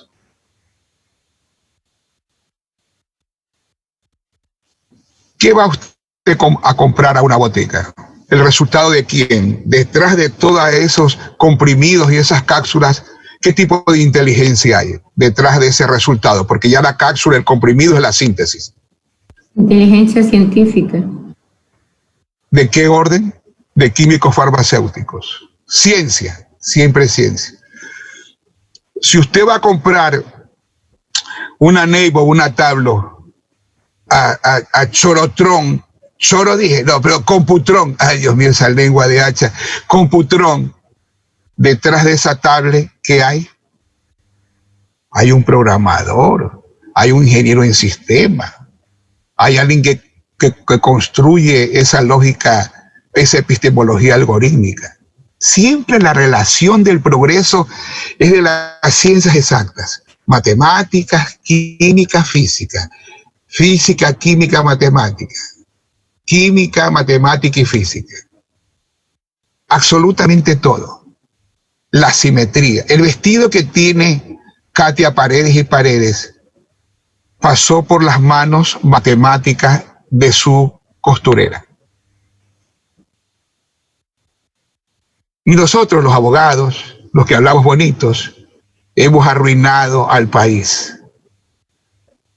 Ustedes eran niñas cuando le contaban de un hombre que galvanizaba las pasiones sociales. ¿A qué hombre se referían sus padres? Y que fue 5 veces presidente del Ecuador. Solo hablaba bonito. Velasco Ibarra. A él se le debe los males que sucede en la patria, inclusive nuestra pérdida de dignidad en el derecho territorial para recuperar nuestro acceso al Amazonas. La llamó metafóricamente la herida abierta. 40 años gobernó este país, dio como resultado a Sagucará, dio como resultado a Agdalabucarán, dio como resultado los populismos. Y hablaba mágico, inclusive subestimaba nuestra inteligencia. ¿Qué tipo de educación social recibió? ¿Qué tipo de formación? Decía, dadme un balcón y seré presidente. Un insulto. ¿Lo puedo traducir al español? ¿Me lo permiten? ¿Traducir al español? Los que me están escuchando como Melanie Andrade, que no aparece ni su foto. Sí. Todos ustedes son tontos y tontas. Sí. Yo solo puedo ser siempre presidente. Solo mi inteligencia vale, la de ustedes no. Dame un balcón y seré presidente. 5 veces lo fue. Eso quiere decir, decodificando la frase, ¿qué tal si usted trabaja, me da el dinero y yo le doy lo que me parece pertinente y el resto lo guardo en un banco a mi nombre? ¿Lo aceptarían? Sí lo aceptan. Eso hizo Velasco Ibarra. Dame un balcón, tontos, bobos. Insultaba al pueblo, mi chusma querida. Mis enanos mentales queridos, quiere decir. Y la gente decía, Velasco, Velasco. Y la vida lo castigó. Murió solo, sin hijos y con mucha nostalgia, porque su compañera falleció en un accidente de tránsito. ¿De qué le valió mentir de manera sistemática y sistémica? ¿De qué le valió ese verbo mágico? Hacer daño. Y de allí nacieron una serie de ricos que fundaron instituciones financieras, compañías, y lavaron el dinero con el pasar de los años porque el pueblo no ha tenido tiempo para desarrollar la memoria histórica. Y no es porque al pueblo le falte inteligencia, sino que tiene que priorizar. Comed y luego filosofad. Comed. Entonces el pueblo tiene que estar en el día a día llevando el pan alrededor de la mesa. Si nosotros estamos en la universidad, somos personas que debemos ser analíticas, críticas, descubrir verdades, hacer investigaciones, escribir ensayos para salvar los intereses de las mayorías. El pueblo tiene mucha esperanza en ustedes. Ojalá que no se retiren. No se van a retirar, ¿no? Como estudiantes me refiero, legal y legítimamente matriculados. Manténganse en pie. Ya les dije en la clase inicial que el pueblo ha grabado en su frente con luz de neón, ilumina, que la esperanza del pueblo tiene el nombre de ustedes como el relevo generacional. Y ojalá lo cumplan, para que no venga cualquier advenedizo a decirme, dame un balcón y seré presidente, subestimando la inteligencia, y la citan como si fuera una frase célebre, los que son especializados en paremiología. La paremiología es una ciencia que estudia la construcción de los refranes, proverbios y frases célebres que se van dando en el desarrollo de la humanidad. Así como la que acuñé hace años, toda mentira es corrupción. Los paremiólogos son las que la estudian, las ponen en libros, las depositan, y ustedes las adquieren en una biblioteca, en una librería que dice así, frases célebres. Entonces es importante manejar esa valoración. ¿Qué más? Seguimos de Bacon, por favor. Francisco Bacon, adelante. Esa sonrisa, ¿qué pasa? Va a visitar al odontólogo. Vamos. El intelecto. No hay otra persona que participe, sigan. Francis Bacon decía que el intelecto humano, cuando se complace en una cosa, ya sea generalmente admitida y creída o porque cause deleite, obliga a todas las otras cosas a ser confirmadas y estar de acuerdo. Qué lindo, a ver, repita eso. Mire, solo la construcción de esa frase ya está respaldada por un hombre inteligente. Qué lindo que es el poder del verbo, ¿no? ¿Verdad? ¿El verbo es inmortal o no? Mola Coronel, ¿el verbo es inmortal o no? Sí, claro que sí, es inmortal. ¿Por qué? Porque pasa a través de las generaciones, del tiempo. Bellísimo. Dios lo decretó, el primer científico. Hágase la luz, y la luz fue hecha con todas las variantes habidas y por haber. Que hasta le costó trabajo la refracción estudiarla a Isaac Newton. El verbo. Los que están atrás, muchos han muerto en mi biblioteca, pero dejaron impreso el verbo. Ahí está el verbo impreso. Son aditamentos insomnes. Yo lo abro en la página 15 y no se enojan. Lo regalo y no se enojan. Lo pongo bajo la cama y no se enojan. Los tiro contra la pared y no se enojan. Mantienen en pie el verbo que es inmortal. La palabra hecha números, la palabra hecha oraciones, la palabra hecha silencio, la palabra hecha ciencia y otros aditamentos más. La palabra hecha un plano, la palabra hecha una medición, la palabra hecha simbología.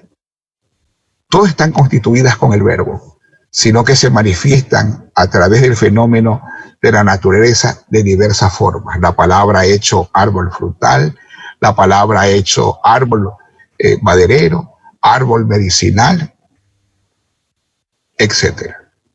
El verbo. Por eso tenemos que ser reverentes con el Creador. Debemos utilizar una metodología muy profunda para que la inteligencia se encienda. ¿Qué es pensar? Un paréntesis en homenaje a Francisco Bacon. Imitemos la inteligencia de él. ¿Qué es pensar? Estos son métodos educativos. ¿Qué es pensar? Defínanlo como ustedes a bien tengan. Vamos, que participe también la señorita Murillo Toro. También nos haga susurrar su voz inteligente en nuestros oídos. Sí. Pensar. ¿Qué es pensar? Mí. A ver, señorita Tenesaca Ingrid, ¿no? Sí. Para mí pensar es opinar de algo sin herir de alguna manera los sentimientos. Por eso dice la frase: primero piensa y después habla. Bueno, como una línea ética y moral me parece correcto, porque con la misma lengua y con los mismos labios que adoramos al Creador, también injuriamos a nuestro prójimo y somos denostativos. Yo también tenía unos calificativos, pero tremendos. Recuerdo que alguien por allí se me cruzó y le dijo un insulto. Alejandro. No hay problema, Paredes, Katia. No hay problema, para eso estamos, para la comprensión. Estamos en una crisis y no podemos pedir lo perfecto, porque lo perfecto es enemigo de lo bueno. Pero quiero una definición que tenga consumo universal. Ya sabe que la ciencia apela a las categorías universales. El agua aplaca la sed y sirve para los polacos esa definición, y sirve para los rumanos y para los irlandeses y para los ecuatorianos. Pensar es darle una función a mi sistema nervioso. Vamos bien. O a su máquina neuronal. A mi máquina neuronal. Sus circuitos neuronales.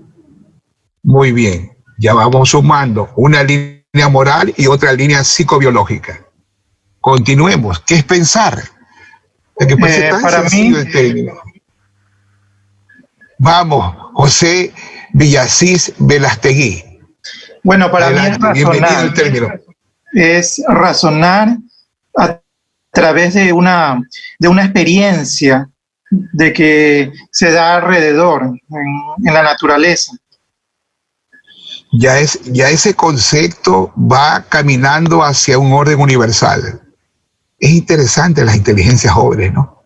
Se parecen a los carros de paquete. Yo sé que a veces la economía nos obliga a comprar uno de segunda mano, pero todo lo de paquete, desde una nevera hasta una batidora de paquete, suena más exquisita. Bueno, continúen, me parece muy bien. Hasta ahora se van empatando. A ver. Para mí pensar es relacionar ciertas ideas de diferentes circunstancias, hacer hipótesis, análisis, para poder llegar a un resultado o a una opinión sobre un hecho, sobre un tema. Acaba de hacer una definición binaria entre sujeto, objeto, objeto, sujeto, y las conclusiones a escala que eso debe seguir. Una combinación binaria. Es que la inteligencia es brillante. Mire lo que me dijo alguien, pero por favor no quiero que develen. Dice, ¿usted votaría por tal persona? Entonces me dice, no, porque no tiene una base política.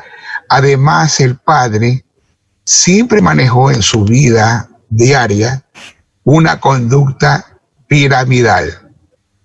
Además, el padre en su vida diaria manejó una conducta piramidal. Me asusté. Sí saben lo que significa eso, ¿no? Lo voy a ejemplificar. Me estoy yendo por la tangente, lo cual me prohíbe el programa, el sistema y la conducta en la construcción del pensamiento colectivo. Se lo voy a simplificar porque voy a dejar pues flotando la respuesta. Un joven le dice a otro joven, bueno, un señor ya de mi edad le dice a otro señor de la edad, ya medios equilibrados, respetuosos por los años reflexionados, etcétera, las canas que van brotando, etcétera, etcétera. Le dice, por favor, présteme $500. Entonces le dice el señor a su vez al interlocutor, tal caso tú préstame 1,000 y de los 1,000 que tú me prestes yo te presto los 500. Eso es tener una lógica piramidal. Lo que hace el Seguro Social con nosotros, nos descuenta en la fuente del rol de pagos, hace una bola de 2.000, 3.000 millones y con ese mismo dinero nos hace préstamos quirografarios. Yo le pido a los alumnos que hagamos una libreta de ahorros y que yo voy a encargarme de realizar esos ahorros para el fin de año hacer presente entre nosotros y celebrar una fiesta. Pero durante los 11 meses que ellos ahorran el dinero, yo lo trabajo ganando intereses, que se llama ripiar. Entonces me convierto en ladrón honrado. Y por eso no iba a votar por él, porque su padre maneja una lógica piramidal. ¿Quién la manejó en el país? El notario Cabrera, que exhumaron hasta el cadáver para ver si no tenía dinero en los bolsillos. La mejor historia o la peor historia de nosotros es nuestros referentes pasados y presentes. A eso se refiere. Continuamos. ¿En qué me quedé, por favor? ¿En qué estaba? Les ruego. En la definición de pensamiento. Ya, perfecto. Ya hemos abarcado algunos con enfoques concretos. ¿Alguien más quisiera ser copartícipe?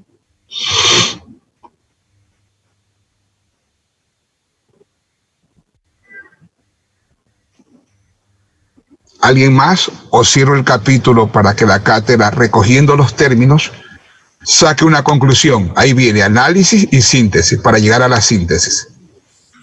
Todo el curso de una parábola, ¿no? Vamos. ¿Alguien más? Dale.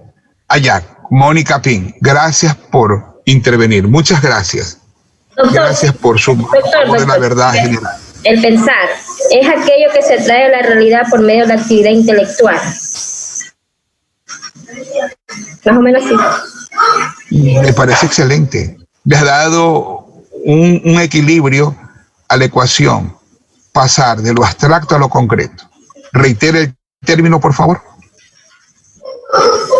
El pensar es aquello que se atrae a la realidad por medio de la actividad intelectual. Perfecto.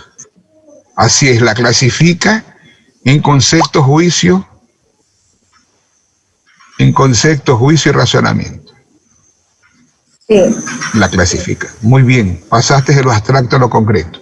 ¿Alguien más para simplificar y hacer una tarea en las horas asincrónicas? Porque esto también agota. Para mí Entonces, pensar, inteligentemente las autoridades han hecho esta tabla clasificatoria en cuanto al manejo de la hora pedagógica, en cuanto a las clases generales, en cuanto a las tareas, en cuanto a la asistencia. Todo tiene una cultura organizacional de palabras y números y de números y palabras. Así está construida la vida en toda su extensión. Todo un justo equilibrio, incluyendo el equilibrio químico de la naturaleza. Vamos. ¿Quién se despide? Vamos.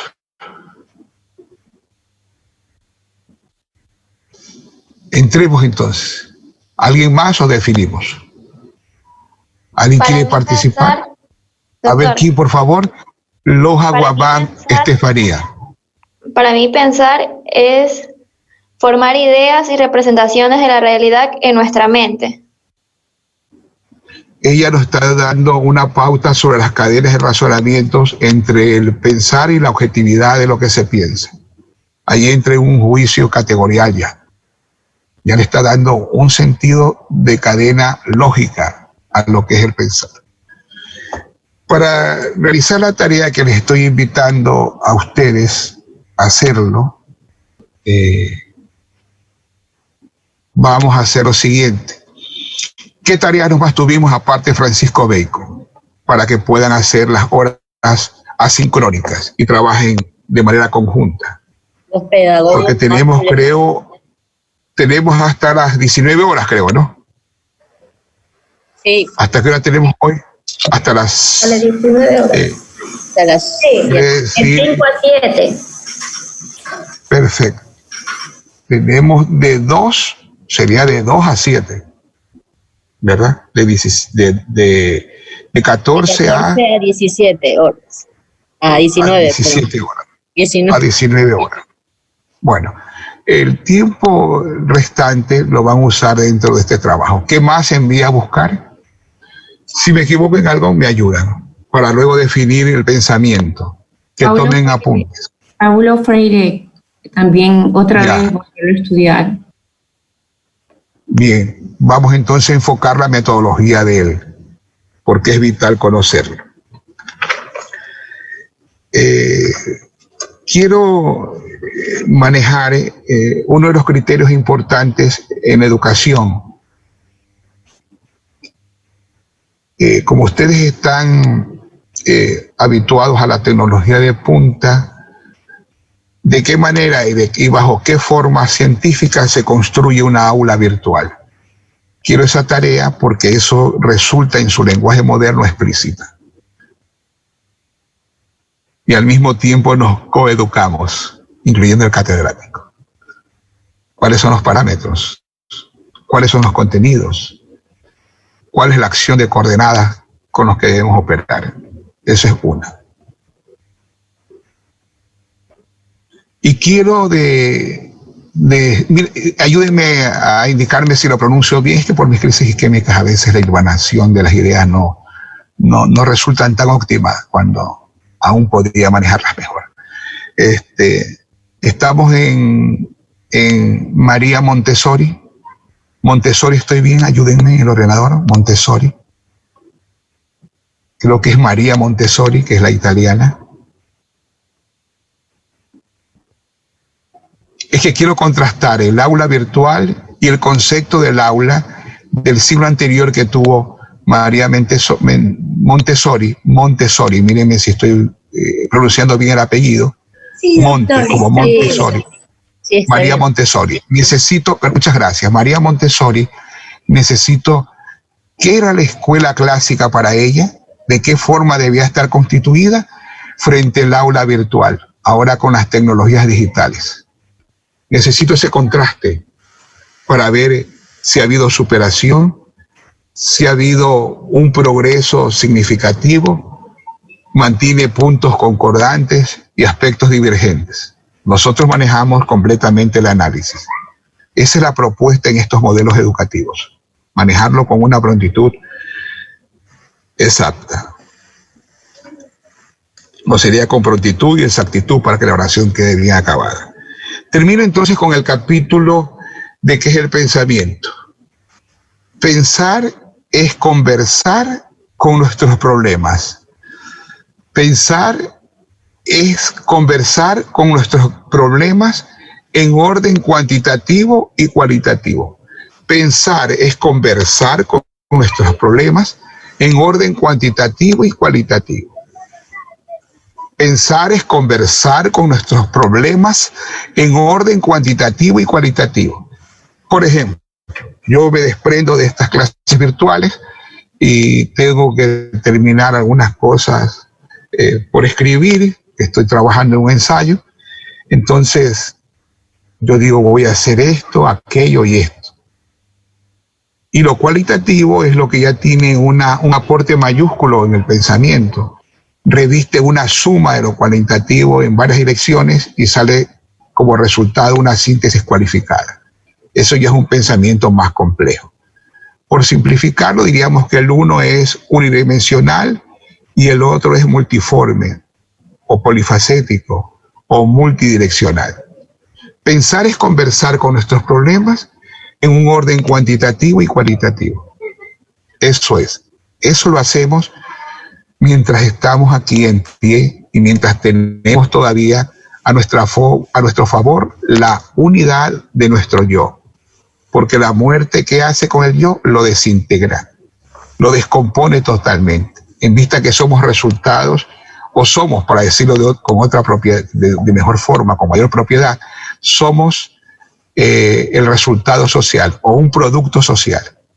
Allí se conforma nuestro yo, que está hecho de psiquis, de intelectos, de meditaciones, de organización, de reposos, de pensamientos creativos, de mayor facilidad para captar una ciencia, menor facilidad para captar otras, etcétera. La sumatoria compleja de esa álgebra y de esa tabla logarítmica que nos permite una identidad irrepetible y un manejo autónomo de nuestros actos, un manejo autónomo de nuestros conceptos, un manejo autónomo hasta de nuestro reposo biológico, se denomina yo. Por eso les envié a investigar en el diccionario del doctor José Ferrater Mora el yo. No quiero mucho Wikipedia, simplifica demasiado.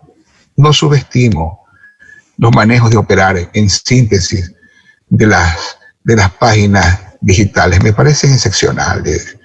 Reducen el tiempo, empatan lógicas, conjugan cosas disímiles, me parece excepcional. Pero no quiero que se pierda el homo faber. Yo estoy de acuerdo con el homo digitalis y el homo videns, pero también quiero que se conjugue ese hombre que impulsó el adelanto en otras épocas de la humanidad, que es muy operativo. Entonces, allí está esa conjugación que me parece correcta, que pensar es conversar con nuestros problemas dentro de una línea cuantitativa y cualitativa, y que nuestro yo la evalúa dependiendo del nivel de captación de la realidad que posea en base a los agregados de la cultura, en base a los agregados de la ciencia, en base a los agregados que suman la tecnología y otros. Eso debemos tener claro. Y de mi parte, pues se quedan ustedes en buen recaudo a través de la autoestima que tienen, de cuidarse a sí mismos. Así que si no hay otra inquietud, cualquier otra cosa que esté pendiente, podemos desconectarnos y nos volveremos a ver nuestra próxima clase, creo que es el día miércoles o no. O día, porque creo que son miércoles y jueves. Miércoles y jueves. Mañana, nos toca mañana viernes. Nos toca mañana viernes. Miércoles y el jueves. Viernes no, ya. Sí. No se preocupe, yo tengo también mi horario, ¿no? Lo reviso periódicamente. No hay ningún problema. Si es así, entonces vamos a continuar. Queda muy claro la construcción del aula virtual contrastada con la construcción del aula de clase de María Montessori. Los dos se encuentran en Wikipedia. Ustedes pueden manejarlo a como bien tuvieren. Si tienen profesor o profesora de la asignatura metodología de investigación, metodología de la investigación científica, sí, ¿no? Eso ayuda mucho porque ella da los parámetros, cómo se debe investigar y cuáles son los procedimientos. Entonces, esa materia es una materia eje porque permite investigar en todas las otras asignaturas. Me refiero a una investigación metodológica, con el uso correcto de las categorías, con el uso correcto de la terminología. Bien, ¿alguna otra inquietud?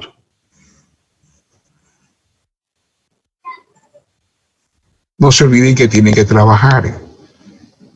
Hay una vigilancia líquida que nos mide todos nuestros actos, todo nuestro accionar. Aquí no está de moda ya mentir. Siempre debemos trazar nuestros pasos o andar dentro de una línea deontológica. La suma de todas las éticas y la suma de la moral en la actualidad se llama deontología. Tenemos que manejar nuestros pasos dentro de la deontología. ¿Alguna otra inquietud? ¿Algún vacío intelectual? Absolutamente nada. Entonces, solo me resta decirle que el Trino Dios los colme pletóricas bendiciones. Les vaya muy bien, como dicen en México, que les vaya bonito. Y traten de hacer las cosas siempre pidiéndole a Dios que nos desarrolle virtudes para beneficios del bien común. Así nos beneficiamos todos. Si todos conjugamos el bien común, vamos a recibir agua potable, vamos a recibir acceso a la vivienda, acceso a la educación, tener un medio de transporte, haciendo las cosas con inteligencia organizacional basada en una sólida moral. Algo más, el que mucho se despide es que no se quiere ir. De que me despido y me despido, etc. He sido asimilado esta tarde, ha quedado algo que no ha sido explicado, ha habido tal vez una confusión en los enfoques. Siempre tienen que evaluarme, siempre tienen que ayudarme a corregir alguna falencia. La visión de ustedes, porque son 20 contra 1, por citar algo. Sí. Máster, ¿me podría repetir de María Montessori? Monte, como el monte, un monte, pero es un solo apellido, Montessori. Montessori. ¿Del siglo anterior? María Montessori. ¿Del siglo anterior? Lo que es siglo en el XX. siglo anterior y lo que es en el siglo XX. No. A ver, lo que yo quiero es rescatar que ella concibió en su época, siglo XX, cómo debería estar construida una escuela. Y solo le dieron audiencia en Norteamérica. ¿Ustedes han visto alguna película en que se enfoque por lo menos 10 o 15 minutos en la escena de la película una aula de clase? Me refiero a una película del primer mundo. Una aula de clase se sabe cómo está conformada. Han podido evaluar a través de su observación, ya que la observación es más depurada que el solo ver. A través de la observación, sí. ¿Se han visto cómo está conformada? Tiene exactamente toda la infraestructura que se requiere para un plan de clases. Desde un infoco hasta una Neighbor o una Lacto, mejor una Lacto, un Infocus. Tiene un botiquín, tiene variedad de libros, como mínimo unos 200 libros.